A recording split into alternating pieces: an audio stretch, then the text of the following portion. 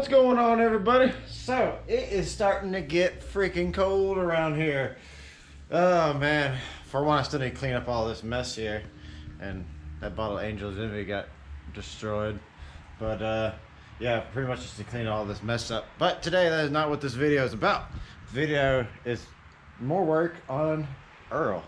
Now, the BMW is pretty much done for right now. I did have a little bit of a hiccup when I thought that the oil had fully circulated, and then I took it for a nice long drive, got it up above 220 degrees, and then I got a low oil light at a quart. I was like, oh crap.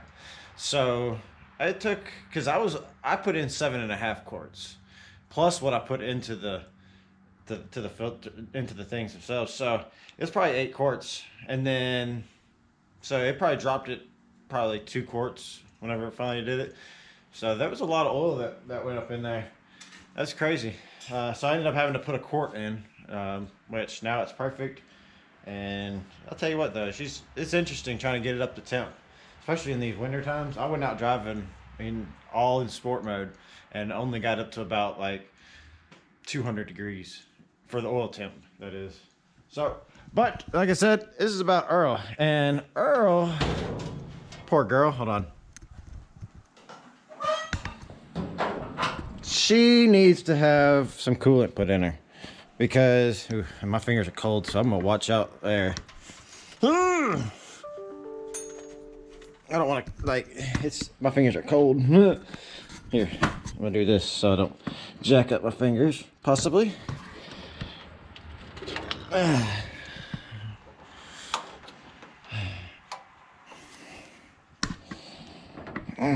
it. There we go. Whew. Hey, look, all that coolant's still sitting there, and it looks nice and clean. That means there's no leaks. So, what we need to do is, because this is all just water. Like, I mean, we can let it hit the ground. It might be a little bit of rust in there, but for the most part, it is just water. And with that being said, I just got to find the drain plug, which it is on this side, and go down there and remove said drain plug. And we're just gonna drain what's in the radiator out. Or well, we're just gonna let it drain. Yeah, like I said, it's just water, so I'm gonna move that mat because we don't need to get that wet. We have a garage now. We don't let stuff like that get wet. But I'm just gonna stick this in the bag with all that garbage. So, but let her drain down, and I have some concentrate, the yellow, that we're gonna throw in there. Or well, I'm gonna throw in there because Michael's on his way back from Iowa again. He's been going to Iowa a lot for work. And let's see, yeah, because basically it's been running with straight water, and it got down to 38 degrees last night. That's a little too close for comfort, because if y'all know anything about Earl and this 5.3 that's in her right now, there's a spot right down there that I had to JB weld because of like a crazy freezing incident down in Mississippi, and it's freaking crazy. So we got that taken care of, and I'd rather not have that happen again. So I'm gonna go ahead and put in that concentrate. I'm gonna look up and see how much this vehicle holds, how many gallons. So it holds 16 quarts. So if you know anything about quarts and gallons, that's 4 gallons that it holds. So we are going to put in 2 gallons of it so that it's a nice 50-50. Yeah, so that means we're gonna let this thing drain down pretty much completely, and then top it off with some distilled water. That is not distilled water coming out of there. No. It's just filtered water. But we will throw in some distilled water. I will go grab some for the first time ever in my life. Alright, so now that she's fully drained, we're actually going to take some of this here, Napa, because when we lived in Norwood, this was about the only place that you could get anything worth a dang out there was Napa. But Napa's good. So this is fully concentrated, and so I'm basically just going to toss this stuff up in there.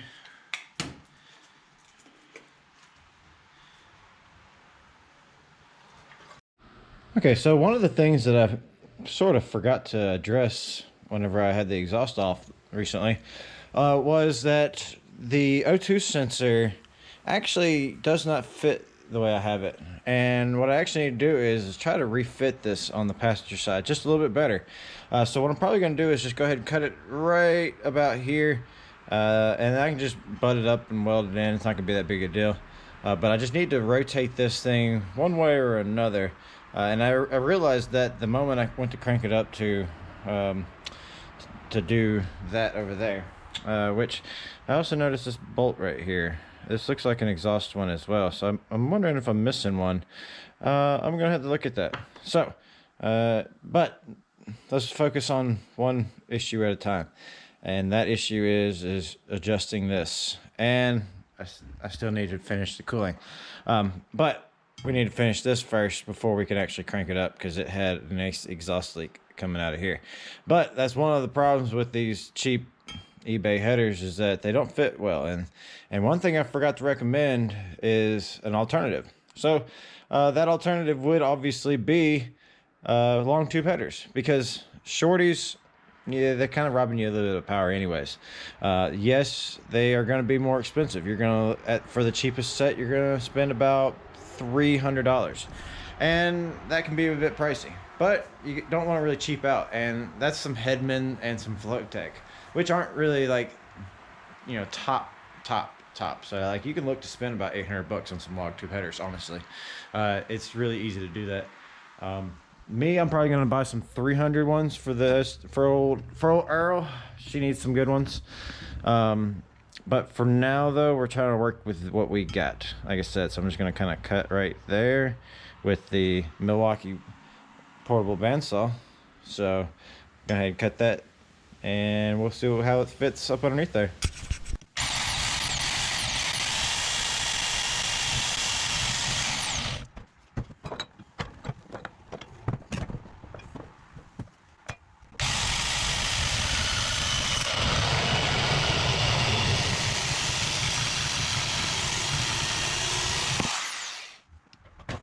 Alright, so just like that, we have a nice cut right there.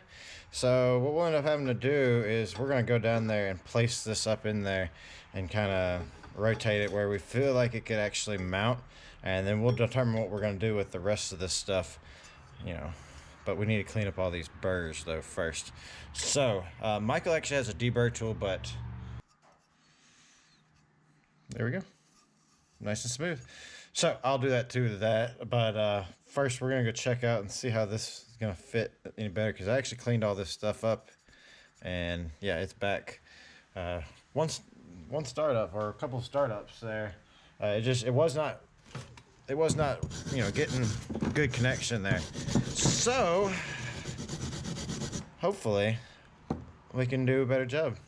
Let's go see.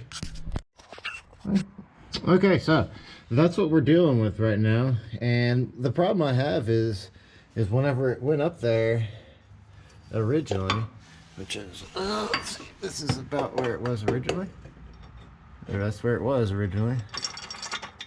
So basically it would sit like right there like that, and the O2 sensor was hitting all of this. But even if we turn it to like right here, then the problem is that that top bolt, the one right up in here, you can't get to.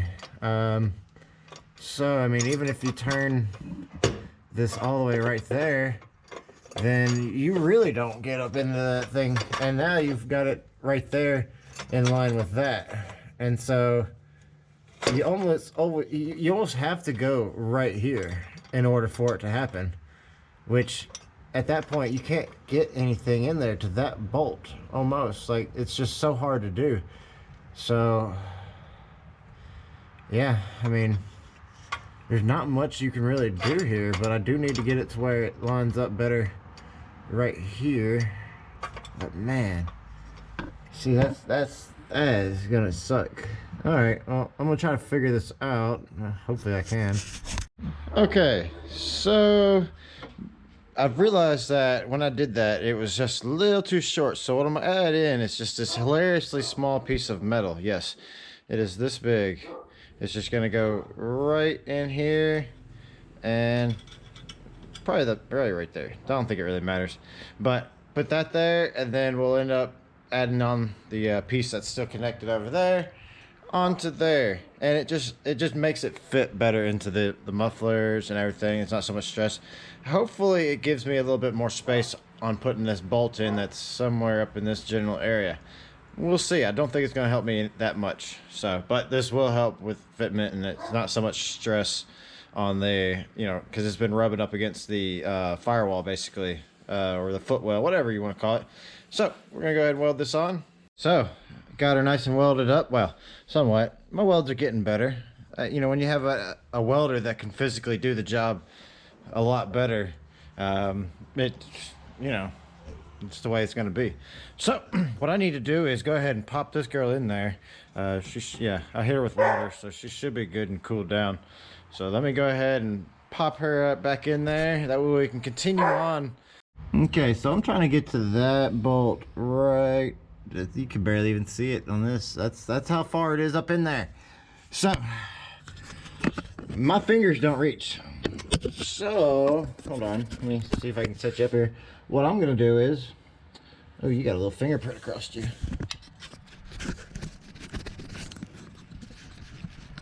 There you go. Okay, so what I'm planning on doing is I put a nut down in there, a nice deep one, because I can't get my finger up in there to put this on. So what I'm hoping is that this will hold it while I try to do that. Probably not gonna work out because I absolutely hate this side, based on the space and everything like that they provide. And if they had just dropped that angle down just a touch to go right up in there, this would not be so hard. So, but that's what you get when you buy cheap headers.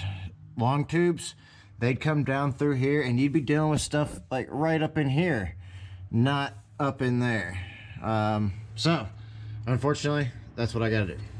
So, and we're also gonna have to pull out that transmission dipstick though too. So let me go ahead and let me get you right here. Again, I gotta pull out that transmission dipstick because it ain't gonna work right there with while I try to put it on.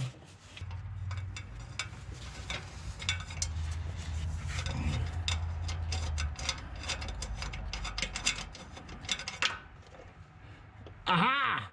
Yes! It worked! I don't know if y'all saw that, but I totally did. And I'm about to go ahead and tighten this girl down. There we go. Ha ha! Let's see, how does it feel? All right, feels good. Feels good. Now, ultimate question though. Will this just go right in? Yeah.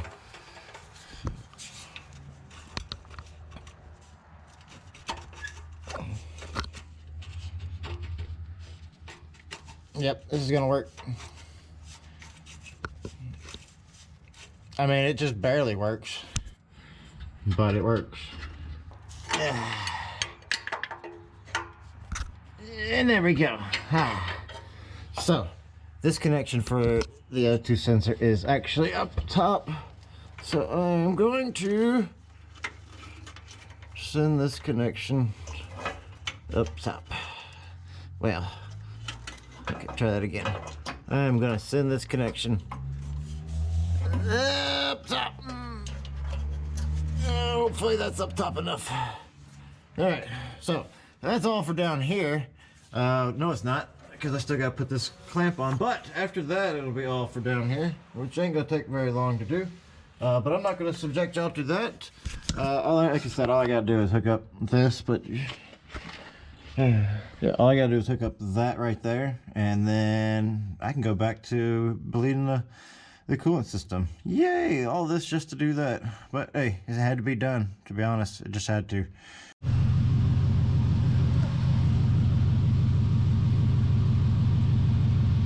Alright, so as you can hear, I have her cranked up. It actually sounds really good. Those exhaust leaks are gone completely. So, what we're going to do is we want to try and go ahead and get the rest of these 2 gallons up in there.